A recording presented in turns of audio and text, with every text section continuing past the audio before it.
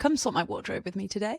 This content's a little different to what I normally do, but I have been getting the itch to sort out my wardrobe for a little while. I'm hopefully going to be moving in the next couple of months, and it will mean that I'm going to have to pack up this entire room, and that is not going to be an easy feat. I'm going to have less space in the new place for my clothes, so I'm going to do a bit of a declutter. I always find decluttering a really hard process because I get very sentimentally attached to most objects that I own. Even if I can get a few items out of here to go on to another home, then that would be great.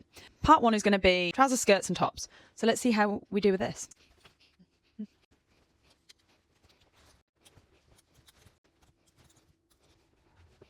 Okay, so I'm pretty happy with the amount I've managed to get rid of. There are a few lessons in here which I want to pass on to everybody. First lesson is that trousers are a lot more easy to declutter, probably because comfort is a big factor in trousers. So tight waistbands, don't reach for them. These Topshop satin ones are too big and they just fall down all the time. Another lesson in these specifically is that I wanted the Arket silk trousers.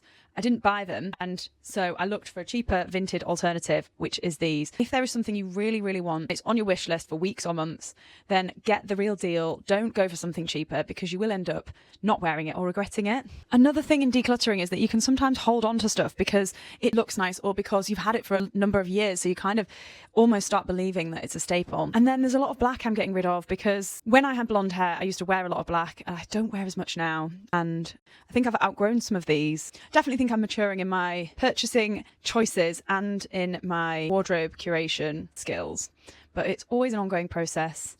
And for somebody that has a shopping addiction, it is something that I'm going to be working on constantly to try and find a way to keep myself engaged with my wardrobe, engaged with my clothes, engaged in my passion for this, and balance that with not over consuming and sticking to things that work for me that I'll wear.